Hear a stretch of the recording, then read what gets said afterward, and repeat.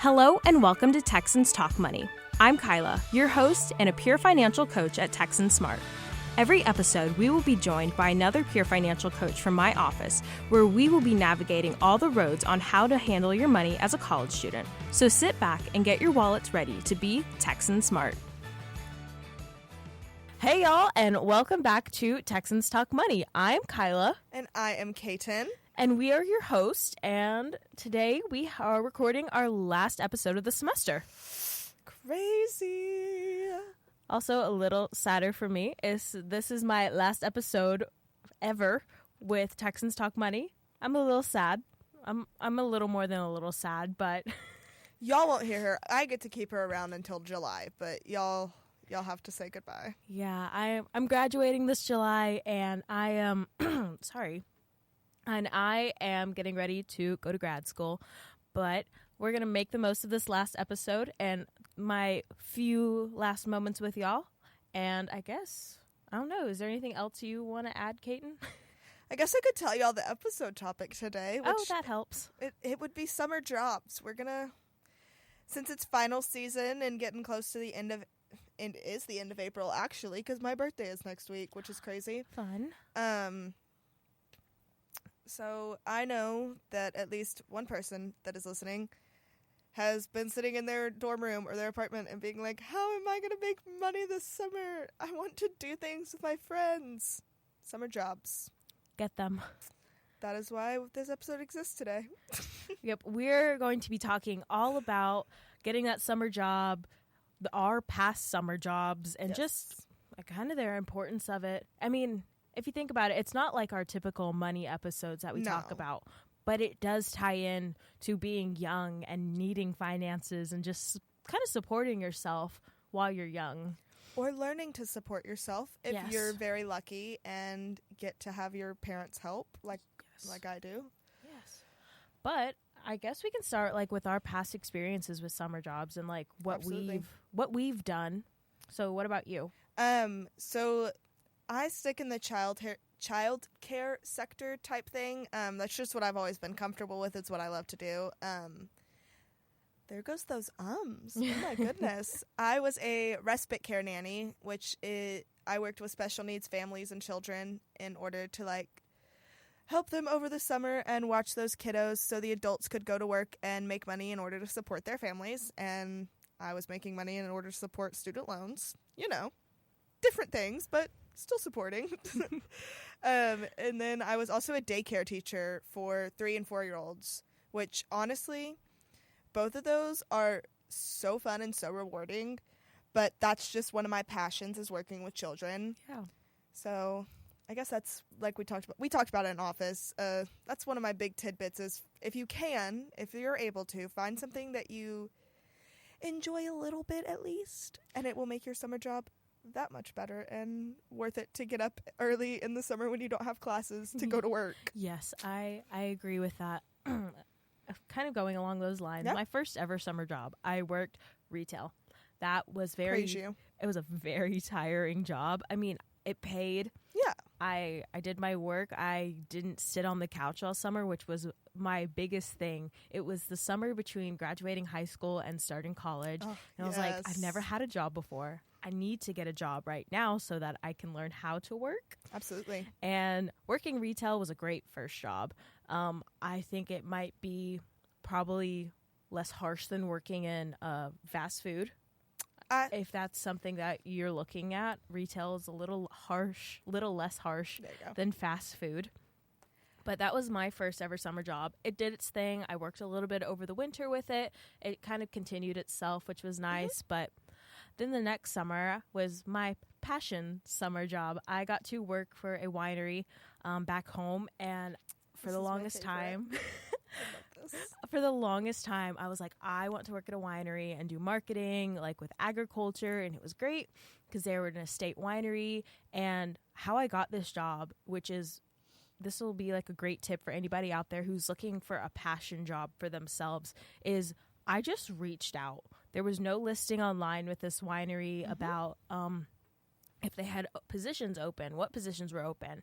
I I didn't DM them, but I messaged them on their website, and I just said, hey, I am a student. I am looking for a job. These are my passions. This is something I'm interested in. And they brought me in for an interview, and I got the job, and I was happy, and I got good hours on the week. I was able to do marketing material, which is something I'm passionate about. And so if you're passionate about something, maybe try to find like a smaller job or a smaller company that you want to reach out to, and just reach out. The worst they can say is no.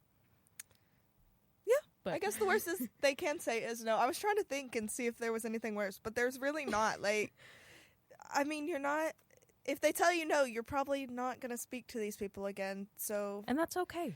So it's okay. It's okay that they tell you no. It's okay if you don't get it the first time. Yes. And learning how to get rejection is also a great thing, but that's not what we're here to talk about today. No, sorry. I had an eye itch. That's why I trailed off like that. But yeah, I know whenever I started looking for these jobs, I think I started around like the April, May time. Like, definitely. Going through like LinkedIn, maybe not LinkedIn, but like Indeed and like Google job searches and stuff like that. And or isn't it Handshake on campus that posts like campus jobs and local job listings? Yes. If you're a student at Tarleton, go look at Handshake. It's very helpful. That is actually part of how I found this job. Yes. Along with Kyla, but Handshake as well. I know a lot of daycares. Obviously, I'm going to talk about the daycares, but I know a lot of daycares post their listings on there. I've seen different like ranches who need just somebody to come feed for the week, different things like that. Oh my goodness, my brain just cut out. I was trying to say something. But the earlier, the better. Yes, that is where I was going with that, is start early. It's better to start early and get a few no's or get a few not yet's than to be in the end of May and be stranded in need of money and not have anywhere to go. Yes, I totally agree with that. And like we said, like maybe look for something you're interested in working with. And even if you can't find something you're super interested in or super passionate about, definitely make sure to look at your personal lifestyle schedules and your class schedules for the summer. If you are a summer class taker like I know I am, make sure you find a job that is not only aware that you have this summer class. I know that sounds daunting because you're like, well, what if they don't hire me? But you kind of want them to know so that way they can work with your schedule. And if they're going to be difficult to work with, they're probably not going to hire you for that job in the first place if they're already going to be irritated about you having a summer job. Yes. I guess irritated isn't the right word. Or conflicted about you having a summer job. Is that a better word? I think so. Because I know I got lucky in my realm of passion that typically the families tend to work with me pretty well. I've never had any issues, but I don't want to promise that all like nanny families are going to be super easygoing about class schedules. Because everybody's different. Everybody's requirements are different. I was blessed with amazing families that I work with. But the class schedule, that's just like, I could stand and preach on that all day long because I know so many people who get caught up in their job and then their classes fall behind, and then having a summer job is kind of pointless because you lose those scholarships or student loans because your grades aren't where they need to be. Yes.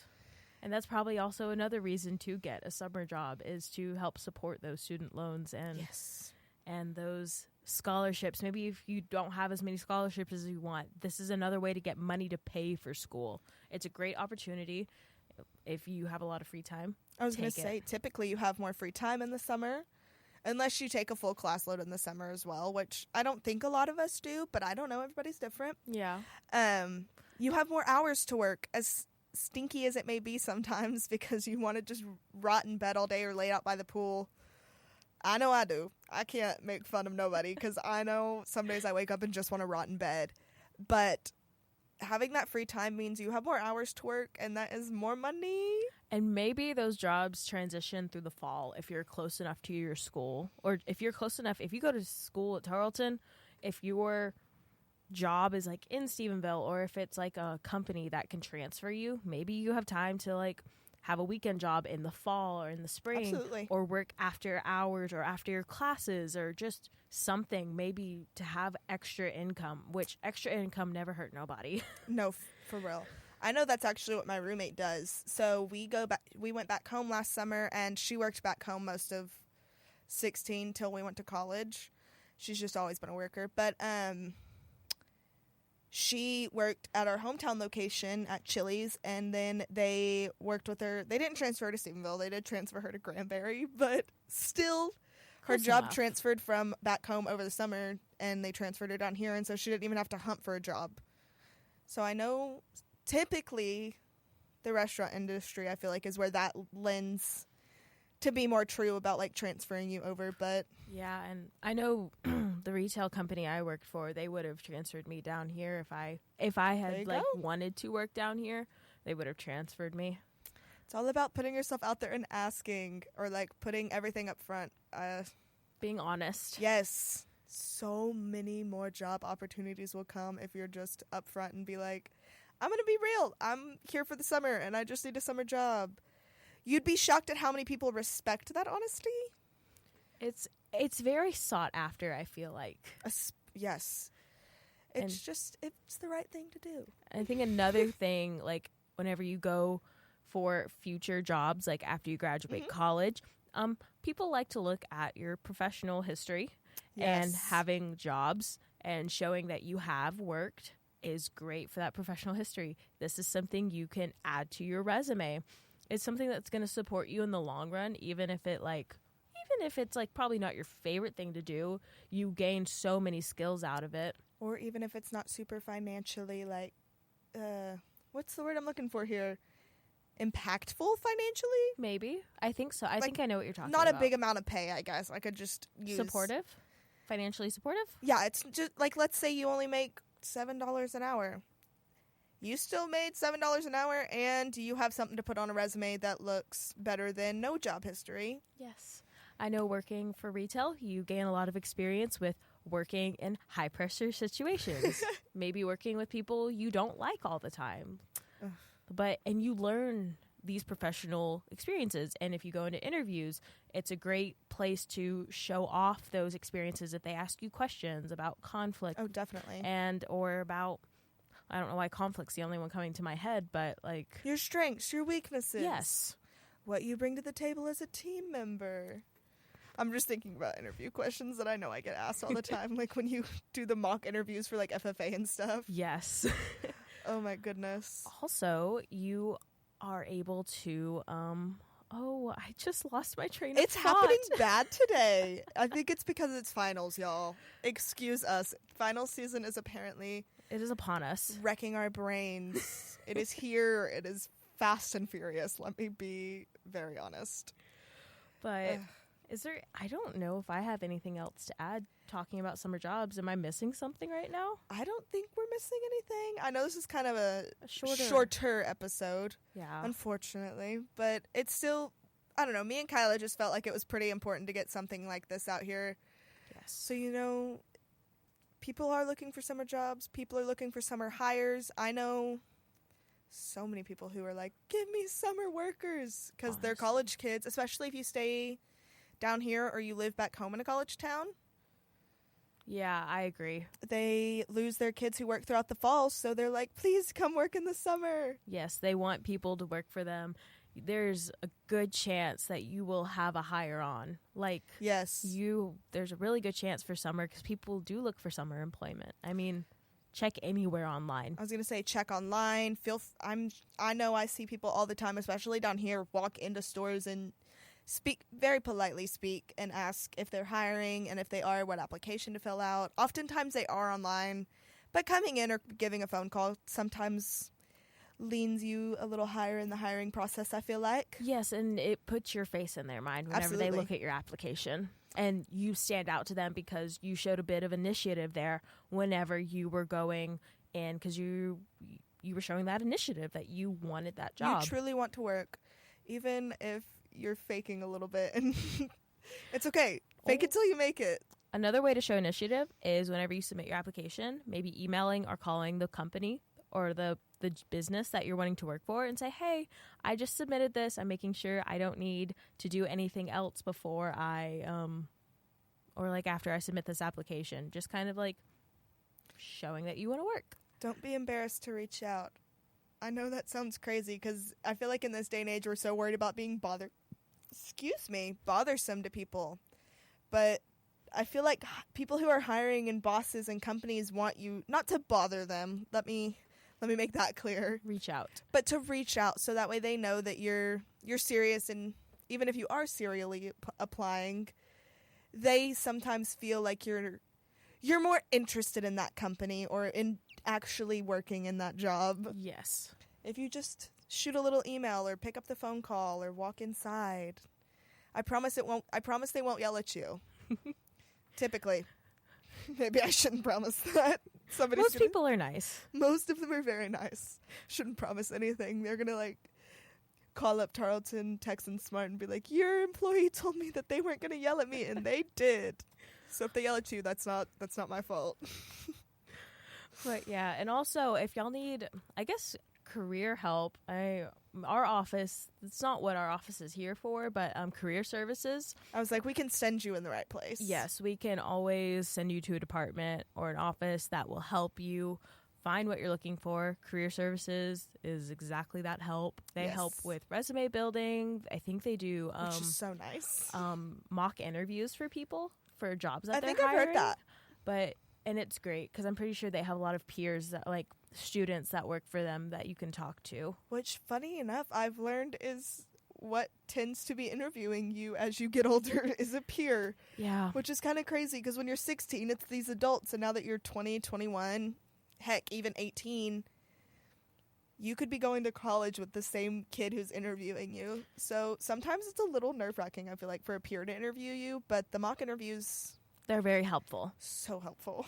They help get those nerves out. They help prep you, add a little bit of confidence, and they're able to give you feedback on your interviews so that you know what to improve upon, maybe tips to like make yourself look better, like shaking hands, things like that. They can help with all those things. Or even ask your parents or your grandparents. Or a friend. Or a friend.